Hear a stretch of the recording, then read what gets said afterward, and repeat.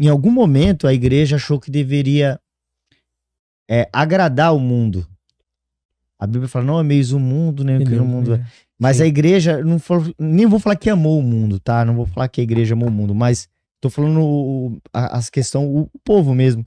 Achou que deveria agradar, quando na verdade deveria mostrar o amor. Sim. Porque é diferente, né? Você agradar. Tem coisa que, por exemplo, você é pai. Às vezes você pode parecer duro para o seu filho, para sua filha. Uma filha, né? O que você vai apresentar para ela. Mas vai ser com amor, você vai estar mostrando o amor. Mas talvez ela não goste. Não, sim, o sorvete é só depois do almoço. Né? Ela queria o sorvete antes. E o evangelho, eu acho que ele quis agradar entregando o sorvete antes, sabe? Nossa, que forte. Começou a ter isso, não? Porque eu nunca vi falar que ninguém precisa convencer ninguém do pecado. Porque desde cedo eu aprendi o que era pecado e não foi nem dentro da igreja. Todo mundo sabe que roubar, prostituição. Sim, sim. A gente parece que já nasce com isso. A gente não nasce com isso, gente. O Espírito Santo, ele mostra pra gente. Mas tem coisas que precisavam ser mostradas que ninguém se preocupou, né? Por exemplo, falar da fé. Não, nós temos que viver pela fé, ou amar a Deus acima de todas as coisas. Independente de tudo, a prioridade na tua vida tem que ser Deus. Então não falam isso. Falam que é legal ir pra igreja. É legal, porque na igreja vai ter um lugarzinho pra você.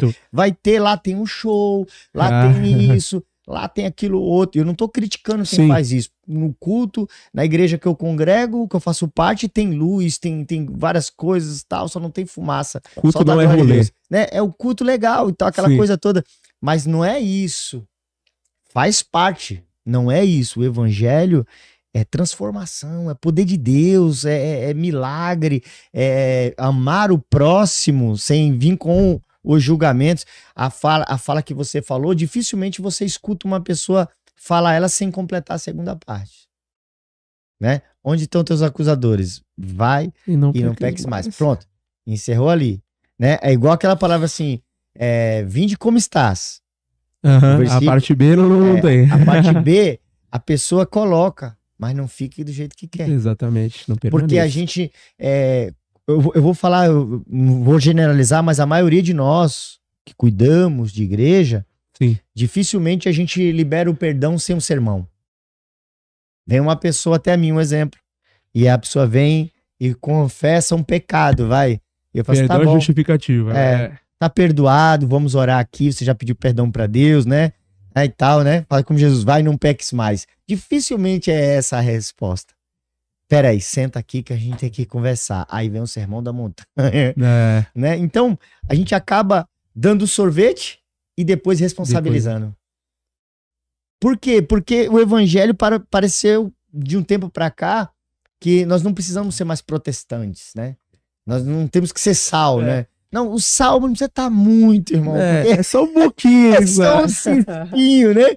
E quando fala sal ali, não tem a ver tanto com o tempero sal. Embora o sal é um tempero, era para conservar, conservação. Né? Eu sempre falo isso. E muita gente pensa que é só a questão do tempero. Eu também acho que é o tempero também. Sim. Mas a conservação.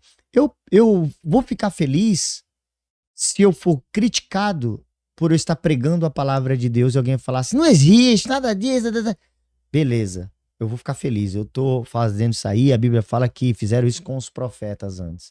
Agora eu vou ficar triste quando a pessoa me criticar, não por isso, que é o que acontece hoje.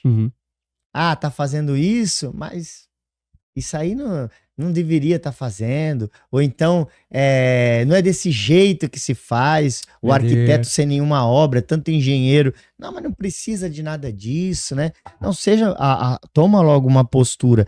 Então, eu acho que de tanto dar a sobremesa antes, é que virou isso, porque no passado a pessoa sabia que o pecador, ele sabe que ele é pecador. Ele não precisa de ninguém jogar na cara dele. Quando você é nascido no evangelho, eu não. Eu conheci o evangelho desde criança, sim, mas como eu morei sozinho desde cedo, quando eu fui pra igreja com 16 anos de idade, falava assim, você que vive no pecado, eu entendi que era pra mim. Não era uma indireta. Eu não me machuquei com aquela palavra. Eu sabia que eu era o pecador que estava falando ali. Então, essa percepção, não tem massagem. Não tem essa, não, você não é um pecadorzinho, não. Que é isso? Você tá vivendo a sua vida do jeito que você quer. Deus te dá esse livre-arbítrio. Não entendia que eu tava vivendo no pecado. Hoje você não pode falar muitas coisas porque é ofensivo. Parece não ter amor. Então, o que que acontece? Se você fala para sua filha isso, ó, não pode, mas ela pensa que ela vai degustar melhor se ela comer o sorvete primeiro, sabe o que que vão falar? Que você não tem o direito de opinar para uma coisa que é particular dela. Meu Deus. Agora, se você ensina isso com o tempo, como você falou, no começo era imposição. Imposição. Depois foi gerado. Depois foi gerado. Mas não houve a imposição? Houve imposição. Então, a igreja, ela fala assim, ensina o teu filho o caminho que ele deve andar. E a gente faz isso por fé.